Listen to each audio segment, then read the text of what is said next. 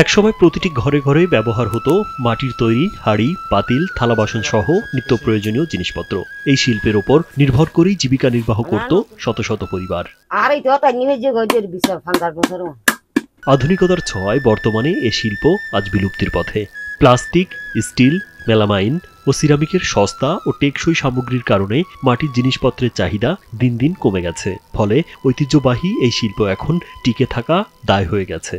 আর নাতিপতি সকল আষ্টপুরুষ মধ্যে ফুজি বিগত প্রায় ধরো না 150-200 বছর আগে হইতি আর তুন টিয়া না তাইলে আর সদর মানে টিয়া আগামী লেভেলে তো 10,000 20,000 লেভেলে ওইটারা আস্তে আস্তে মাল নিয়ে টিয়া হারিব। এখন তো চাহিদা কম, ধরো পুজো হার বানানো লাগে না, বান্টনা হাড়ি বেলা লাগে এই ধরনের বানাইতেও অল্প। ওয়ালটন এখন দেশের সীমানা পেরিয়ে পৌঁছে গিয়েছে 50টিরও বেশি দেশে। ওয়ালটন, ঘরে ঘরে বিশ্বজুড়ে। একসময় চট্টগ্রামের বাঁশখালী শত শত পরিবার মৃৎশিল্পের সাথে যুক্ত ছিল।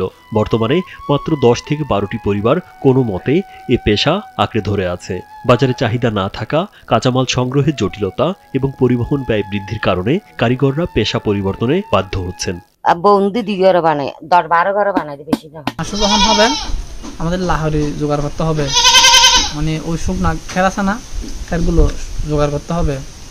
তারপর শুকনা গাছ, শুকনা লাহোরি, শুকনা খের সবগুলা মানে তৈরি করে রাখতে হবে। যখন রোদ হবে তখন এগুলো রোদে আবার শুকোতে দিতে হবে, ও মাটির পাত্রগুলো আর কি। মৃৎশিল্পের অবনতির পেছনে কয়েকটি বড় কারণ রয়েছে। এর মধ্যে আধুনিকতার প্রভাব, কম দামে বিকল্প সামগ্রীর সহজলভ্যতা, বাজারের অভাব, পেশা পরিবর্তনের প্রবণতা এবং সরকারের পর্যাপ্ত পৃষ্ঠপোষকতার ঘাটতি। মানে বিলিল হামগরের মুরর হামগরের মানে সরকারকে মাটি দিতে হবে, লাহোরি দিতে হবে, খেত দিতে হবে। এগুলো সব সরকার যদি আমাদের সহযোগিতা করে আমাদের কাজগুলো আরো উন্নত হবে। আজকের বাস্তবতায় মৃৎশিল্প শুধু ঐতিহ্যের প্রতীক।